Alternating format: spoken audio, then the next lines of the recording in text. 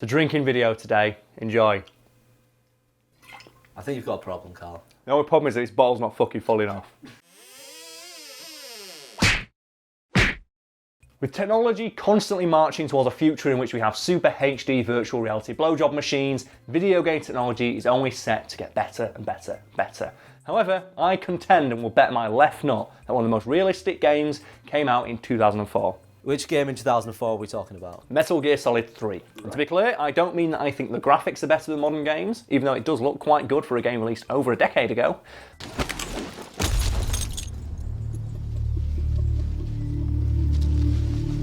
I mean that the attention to detail in regards to the world and the way things react to you, the player, and your actions makes it more realistic than even games released today.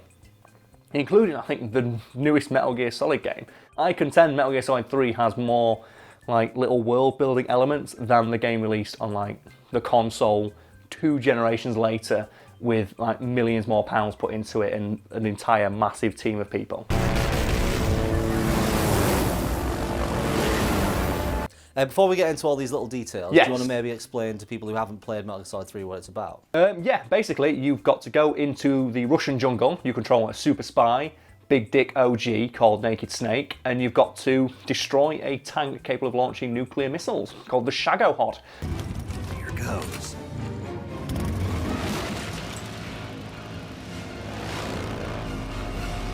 And then you also fight the Cobra unit, led by your former boss called the Boss. And these Cobra unit members have special abilities like being able to like fire bees at you, or fly,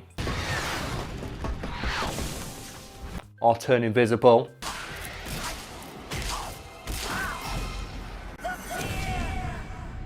And then their boss, the Boss, has a fist fight with you in a big field of flowers. Face me. This game's amazing. Play it. This game's amazing. I'm not making any of that up. Like, that is probably me selling it too short. I'm not even going into any of the crazier bullshit you do. I love that game. I think it's great how the Cobra unit are all like named after emotions. And like, you've got the fear. Because, he represents the fear of battle. Then you've got the pain of endless torment, the sorrow. But the best one though, the fury. Because he's just a big dumb cosmonaut who's inhabited by a weird skeleton ghost. Who flies around with a jetpack and a flamethrower. And just keeps quoting David Bowie lyrics. I'm coming home. What a game. What a game. To help the player remain unseen and do cool spy shit, the game features a comprehensive camouflage system which works for the most part in a pretty self-explanatory way. Wear green in the woods, wear brown when you're lying on the mud, and wear black if you want to look cool. That sounds pretty, like, ordinary though. There's more to it than that though, because if you wear white, bees don't attack you. Why? It's supposed to be a nod to the fact that beekeepers, which are big beekeeping suits, they're white, because that's supposedly a colour that bees don't act as aggressively towards. So when you fight the Pain, who is a man who is just covered in bees, or hornets, I guess, if you wear your white camouflage, the hornets will be less likely to attack you. You can also ward them off by smoking your cigar, because it says that like, the smoke gets the bees, or throwing a smoke grenade at your own feet. And also, just like real life, diving into the water will not stop, because you fight him for some reason in a bit where you're on a little rock island. If you dive into the water, just like real life, the bees won't stop attacking you because jumping into the water doesn't stop them. However, it will wash off the pheromones he can throw at you that attract the bees to you. So obviously jumping into water gets rid of the smell.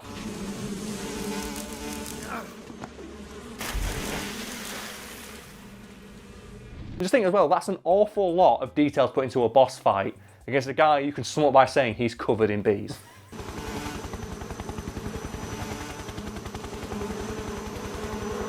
It sounds like the dumbest idea for a boss fight ever. It's a guy with a Tommy gun who's covered in bees. And they put in this entire subsystem that they never explain in game, that if you wear white, these bees won't attack you as much. Do you reckon it's to make up for the lack of realism in the man covered in bees? Maybe. It's like, this isn't realistic. Maybe we can make it super realistic by saying if you wear white, like a beekeeper, like these bees and hornets won't attack you as much. Also, you can like wave a little torch around. That gets rid of them. Because like I think you get a phone call say, oh, waving your knife around won't do much because you've got to be a proper big dick baller to kill a bee with a knife. But if you wave your torch around, that'll scare them away, and it works. So you play the game, but not probably researched it as much as I have you? So for the people at home, there is a food system in this game, which means you can catch wild animals, either alive or dead, or even like fruits and vegetables you'll find around the jungle. And you can eat them to restore stamina, which is a subsystem in the game. Have you ever looked into how ridiculous that system actually is? I just assume you eat something to put some stamina back on. That's basically how it works, but did you know that the main character, Snake, has foods that he likes and dislikes? They added preferences. Yes, he has preferences, and he'll eat some things, and if he eats something he enjoys, he'll say, I want some more. That tastes great.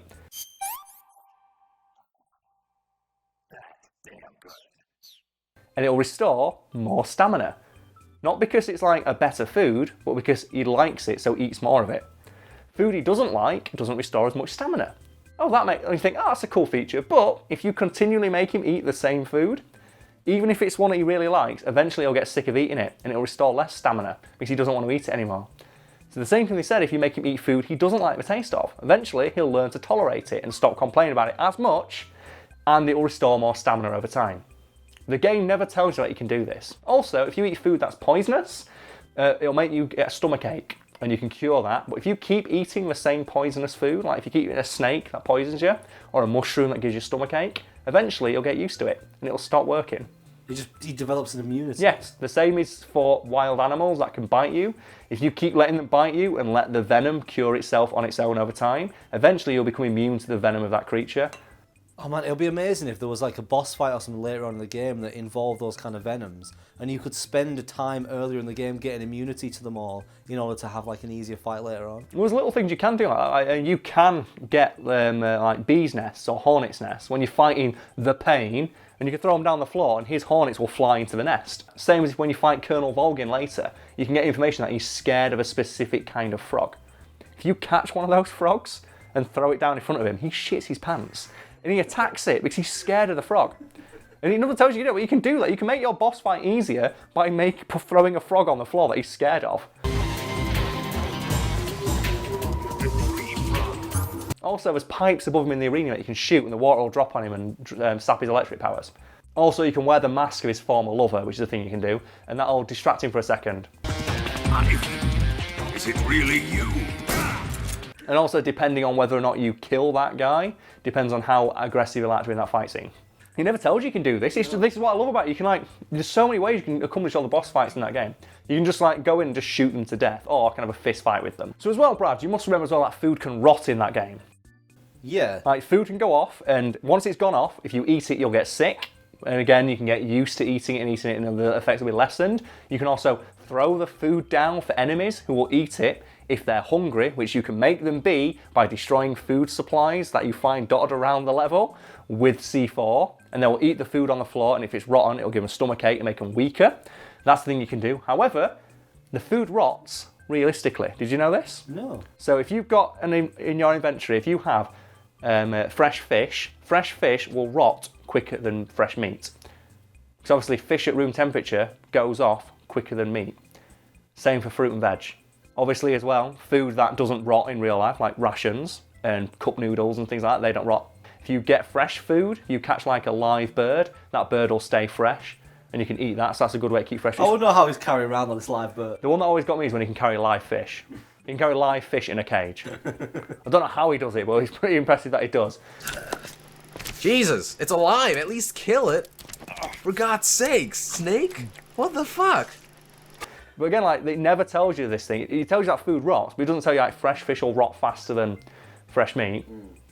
But obviously, that's realistic, because that's how it works in real life. So why wouldn't it? Also, as well, if you make enemies starve by blowing up their food supply, they're weaker, so they're easier to knock out in fistfights, because obviously they've got less stamina. The same is true for you. If you have low stamina because you've not eaten a lot of food, you're slower and guards can knock you out quicker. And if you get into a fist fight with them, they're more likely to reverse your attacks. I vaguely remember you getting, if you get hungry as well, your stomach starts to make noises. Yeah, and if your stomach rumbles too loudly and you're too close to an enemy, they can hear it and discover you. A lot of these if I think like I would normally think, I'd be rewarded for it. Yeah, well, it's if I wear white against bees, then the bees won't attack me. And the idea is let's try, something should realistically work, and then I should be able to do that. Yeah. One of the more famous is, when you tranquilise people with your tranquiliser gun, if you shoot them in the head, they go down quicker. The same is true if you shoot them in the heart. Yeah.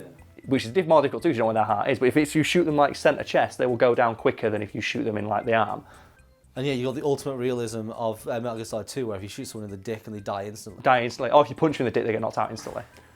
Freeze. Freeze.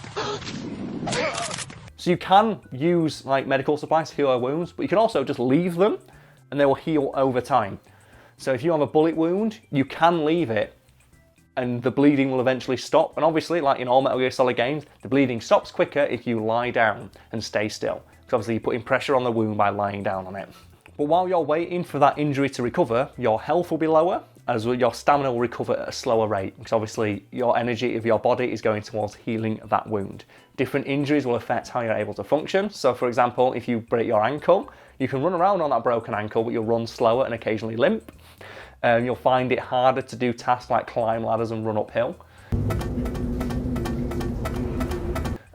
Speaking of running uphill, you have a stamina system. Do you know the stamina system I mentioned? Yeah. That goes down when you perform actions. So you think, oh, so running, fighting, carrying heavy equipment. So if you have a lot of equipment in your bag or you're carrying around like 5 rocket launchers and a shotgun, that'll put your stamina down quicker when you're walking around. If you run, it goes down quicker. If you run uphill, it goes down quicker still. Because obviously running uphill's hard.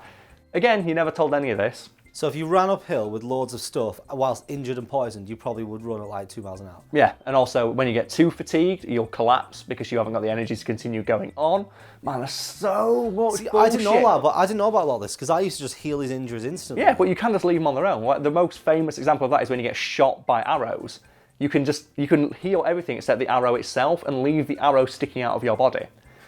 And you'll be able to find pictures that people have done where they've got as many in their body as they can. And in cutscenes, he's got ones like sticking out of his head.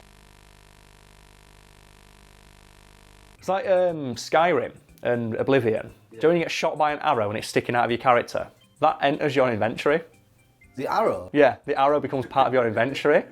So like when you're shot by like a steel arrow, say if you're using like elven arrows and you get hit by a steel arrow, you can check your inventory and you'll find that there's a steel arrow just added to your inventory because it's stuck in your character. And if you drop it, it pulls the arrow out of your body. And I love shit like that. Stuff like that's amazing. But it's not as common in more modern games because obviously they fart them out in a couple of years as opposed to like when they used to put effort and craft into them. So if you enjoyed the video, why not comment below with your favourite stupid gaming detail? Because that's what me and Brad are going to talk about now. Yeah, we've talked about Metal Gear Solid, like there's so fucking many in that game that I adore.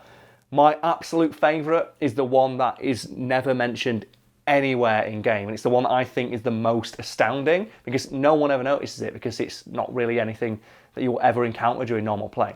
There's a bit in that game, if you remember, after you fight Ocelot, you fall into a cave. Yeah. And that cave is dark as shit. In the game, you will find a torch that you can light to see your way around, basically next to where you land. If you leave the game for 15 minutes or so, give or take, eventually the brightness ever so slightly increases to the point you can see. Because in real life, in that situation, after a few minutes, your eyes would adjust to the darkness and you'd be able to see in the low light conditions. That, to me, is fucking astounding. The fact they even bother to put that in the game. That if you watch it in pitch black, eventually it will very, very slightly light up as your character's eyes adjust to the darkness. Oh my god. Another one from Metal Gear Solid 3 again is, I'm not sure if you'll be able to find a clip of this, but there's a bit where you're talking to the big dude with the weird shoes in his office where he comments on the fact you're speaking Russian. And a lot of people assume that was a mistake. It's like your character speaks English or Japanese depending on what you're playing throughout the entire game. The theory is that, no, you're actually speaking perfect fluent Russian that entire mission, but because your character understands Russian as well, you hear it in English. So you hear it because you can understand it. Oh my god, who thinks of that in a game? That's amazing! So you see like foreign movies and things like that, it's like, why are all the German people speaking English? And it's like, no, the justification is you can hear what the Russian people are saying because your character understands and speaks perfect fluent Russian. Yeah. So you talk to people as if you're in English because you're basically communicating in a language everyone understands. Have you got any? I was also a big fan of Drake's Fortune. Because when that came out, they were trying really hard to show off the PS3's engine. And the water I love games like that. The water one was the one that went round. The fact that if you ran in water, the bottom of your trousers would get wet. if you roll, you get realistically wet in certain places. Oh, and then you dry and over you gradually dry out, yeah. Grand Theft Auto's got to be the king of these. Like, there's so many stupid ones. Like Grand Theft Auto 5, there's ones where, like, if you leave your car, if you drive your car for a long time, go to a secluded area, and just stand still, you'll hear your engine tick over and cool down. Little things like that. As you walk around more, if you take your character's shirt off, you'll notice they become slightly more muscled and fitter and toned, because obviously they're performing more physically strenuous activities. There's stuff like, what's all the crazy random bullshit you can do in that game with the other players? You can bump into the other players. I think my favourite one is that if you go to one of the characters' houses and shoot rocket launcher at his front door, he'll send you a text message saying, "Stop firing rockets at my house." Little thing. Obviously, then you got Grand Theft Auto 4, which had a couple of really good ones where if you're talking on your phone, if you get a phone call, your car radio will do the because you're about to get a phone call. We were driving around once and accidentally killed Roman. And then you get a phone call from him saying he's at the hospital. And Yeah, you have asking to to pick him up from the hospital, which is so good. Little things like that, I fucking love that stuff in games, because they're the things that make you want to play it again. Because I want to go in and see what random bullshit can I find today. What happens if I punch a guy in the dick in Metal Gear Solid 2? Oh, he faints instantly because he's been punched in the penis by a super soldier. That makes sense. I like because I've been playing a lot of Overwatch recently. Whenever they bring out a cinematic, they'll always slightly update the maps to show details from the cinematic. Like the famous one is in the Hanamura map. They added arrows and shurikens to show the fight between Genji and Hanzo. Ah. So I don't notice because I've not played it much, but all stuff like that always, it's like, it astounds me when they like. I appreciate the effort you put in that no one's really going to notice. That's the best kind of effort.